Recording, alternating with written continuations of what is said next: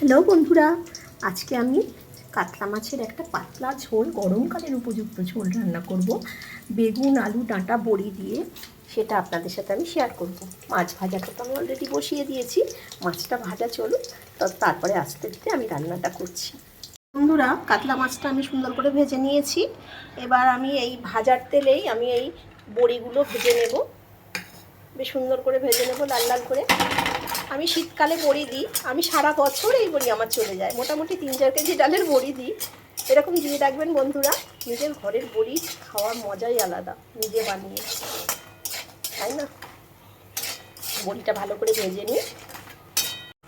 বড়িটা বেশ লাল লাল হয়ে গেছে ভাজা, এবার আমি তুলে নেব। এবার বেগুনটা আমি ভেজে নেব, বেগুনটা ভেজে তুলে রাখবো। বন্ধুরা, বেগুন ভাজাটা হয়ে গেছে মাছের ঝোলের জন্য, এটা আবার আমি নামিয়ে নেব। তেজপাতা আর জিরেটা ফোড়ন দিয়ে দেবো। ফোড়নটা একটু ভাজা ভাজা হোক, একটু ভাজা ভাজা হলে তারপর আমি আলুটা দিয়ে দেবো।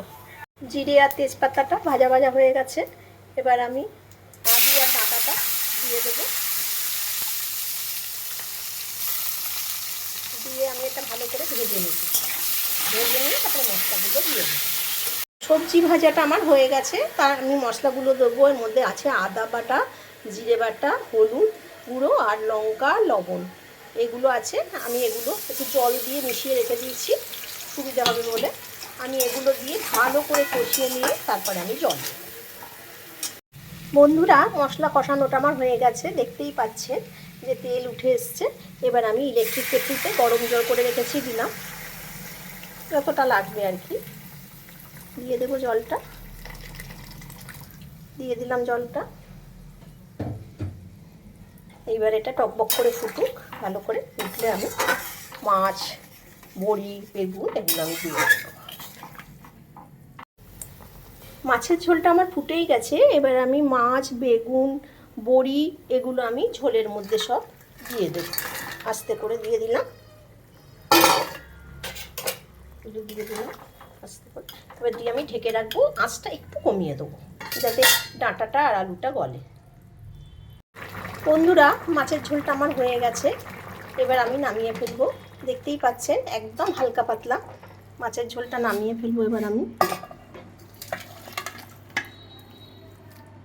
যে নামালাম,